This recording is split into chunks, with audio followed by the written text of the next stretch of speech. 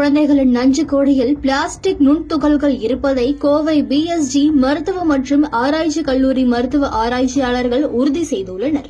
நாம் பயன்படுத்தும் பிளாஸ்டிக் சார்ந்த பொருட்கள் சுற்றுப்புற சூழல்களில் மாசுகளாக கலந்துள்ள பிளாஸ்டிக் துகள்கள் மனிதர்களின் ரத்தத்தில் இருப்பதை விஞ்ஞானிகள் சில ஆண்டுகளுக்கு முன் கண்டுபிடித்தனர். இதனால் மனிதர்களுக்கு ஏற்பட உள்ள நோய் பாதிப்பு குறித்த ஆராய்ச்சிகள் பல்வேறு தரப்பில் நடந்து வருகின்றன. கோவை பிஎஸ்டி மருத்துவ மற்றும் ஆராய்ச்சி கல்லூரியில் பிறந்த குழந்தைகளின் உடல்களில் பிளாஸ்டிக் நுண்துகள்கள் உள்ளதா என்பதை அறிய 3 மாதத்துக்கு முன் மருத்துவ ஆராய்ச்சியாளர்கள் முழு ஆய்வை துவக்கினர். குழந்தைகளிடம் ரத்தம் எடுக்காமல் வீணாகும் நஞ்சு கொடிகளை சேகரித்து அதில் உள்ள ரத்தத்தை ஆய்வுக்கு உட்படுத்தினர்.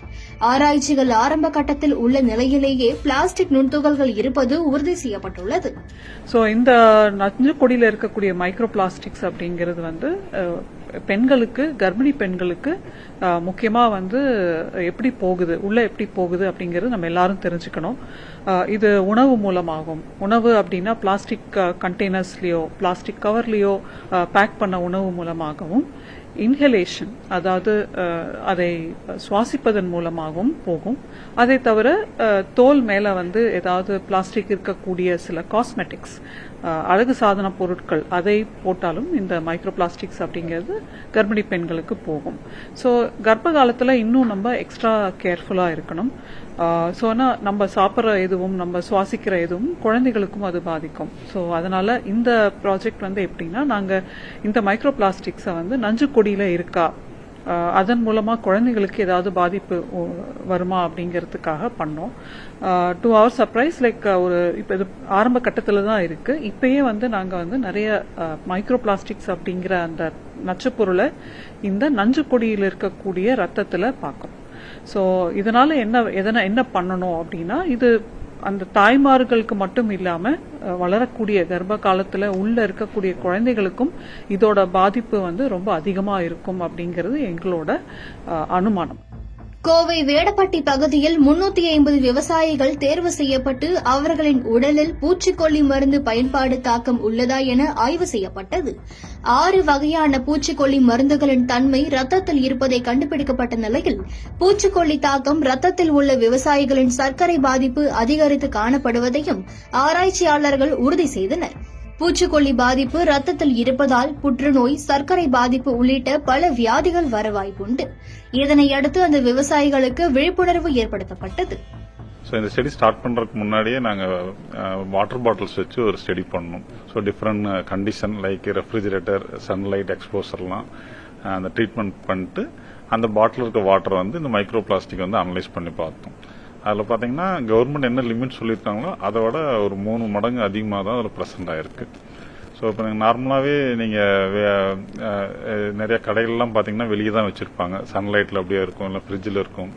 நம்மளே வாங்கிட்டு ஒரு 1 வீக்கோட வீட்டில் ஸ்டோர் பண்ணுவோம். அந்த மாதிரி கண்டிஷனில் அந்த வாட்டரில் கண்டென்ட் மைக்ரோ பிளாஸ்டிக் அதிகமாக தான் இருக்குங்க. அதை நம்ம எடுக்கவே அந்த பிளட்ல அதோட கான்சன்ட்ரேஷன் ரொம்ப அதிக லெவலில் இருக்குங்க. அதை அதிக லெவலில் இருக்கும், ஆனால் குவான்டிஃபை பண்ணுற லெவலில் இருக்காது. அதை குவான்டிஃபை பண்ணுறதுக்கு we have specialised instrument, mass spectroscopy அப்படின்னு ஒரு இன்ஸ்ட்ருமெண்ட் இருக்கு. அதில் நம்ம பிக்கோகிராம் லெவலில் இருக்கிற மைக்ரோ பிளாஸ்டிக்கும் குவான்டிஃபை பண்ணலாம். ரொம்ப கம்மியான லெவலில் இருக்கிற பிளாஸ்டிக்கும் நம்ம குவான்டிஃபை பண்ணி சொல்ல முடியும். அதனால என்ன ஒரு அட்வான்டேஜ்னா, ஏன்னா இந்த கைட்லைன்ஸ் பாத்தீங்கன்னா அந்த வேல்யூஸ் எல்லாமே 5 நானோகிராம் 10 நானோகிராம் லெவலுக்கு கீழே தான் அவங்க ரிப்போர்ட் பண்ண இருக்கணும் அப்படிங்கிறாங்க. அந்த லெவல் வரைக்கும் நம்மளால அதை குவான்டிஃபை பண்ணி சொல்ல முடியும். அதனால கிளினிஷியனுக்கு ட்ரீட்மெண்ட்டுக்கு அது யூஸ்ஃபுல்லா இருக்கும்.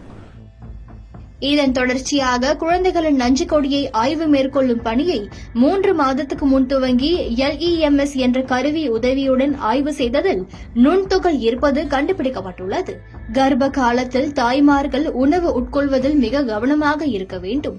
வெளியிடங்களுக்கு செல்லும் போது மாஸ்க் அணிவது, சரிவிகித ஊட்டச்சத்து உணவு எடுத்துக் கொள்ள வேண்டும், பிளாஸ்டிக் பாட்டில்களில் தண்ணீர் குடிப்பதை தவிர்ப்பது நல்லது போன்ற அறிவுரைகள் மருத்துவர்களால் கூறப்படுகிறது.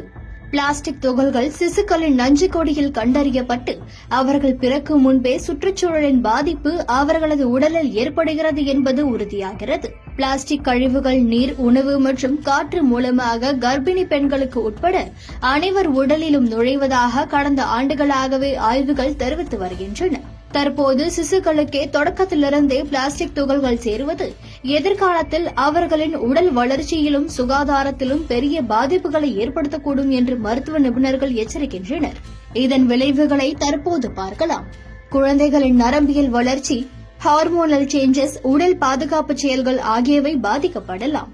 இது மனித இனத்தின் எதிர்கால வாழ்வியல் பாதுகாப்பை கேள்விக்குள்ளாக்கும் வகையில் உள்ளது.